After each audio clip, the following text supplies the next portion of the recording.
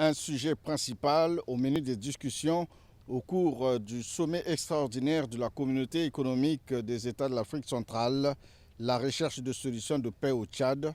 Le Tchad qui est dans un régime de transition depuis la mort du président Idriss Déby Itno le 20 avril 2021 et qui fait face à des attaques terroristes. Aux côtés de Denis Sassou Nguesso, 3 autres chefs d'État de l'Angola, de la RCA et de la République démocratique du Congo.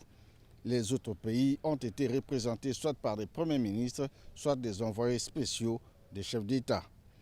Dans la salle, le décor est planté. Le président de la commission de la CEAC, Gilberte Dapieda Verissimo, qui ouvre la série des allocutions, remercie le président de la République du Congo pour cette initiative et évoque la nécessité pour les pays de l'Afrique centrale d'accompagner les efforts de paix au Tchad tout en plaidant pour une responsabilité collective, gage de la réussite et de l'intégration communautaire. Soutenir la transition au Tchad est une priorité, a ajouté le président de la Commission de l'Union africaine, Moussa Faki Mahamat, dans son allocution. La transition tchadienne a besoin du soutien de tous.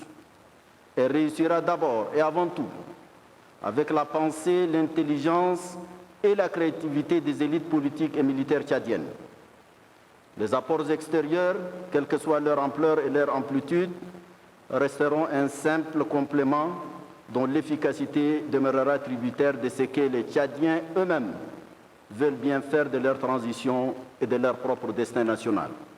Ouvrant les travaux, Denis Sassou Nguesso a salué d'entrée de jeu l'héroïsme et la bravoure du combat mené par Idriss Déby Itno, ami fidèle et grand défenseur de la cause africaine, avant d'appeler à un vrai engagement en faveur de la paix et la sécurité au Tchad. Notre devoir et notre responsabilité à l'égard de notre sous-région nous interpellent.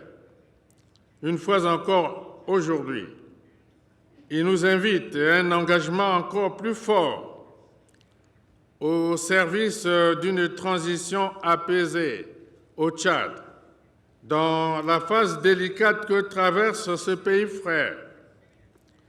Nous devions prendre toute la mesure des enjeux politiques, diplomatiques et sécuritaires pour notre communauté et avoir à l'esprit leur importance géostratégique pour l'avenir de toute notre sous-région. Les travaux se sont poursuivis à huis clos pour adopter une position commune sur les mécanismes à mettre en œuvre pour la paix et la sécurité en République du Tchad.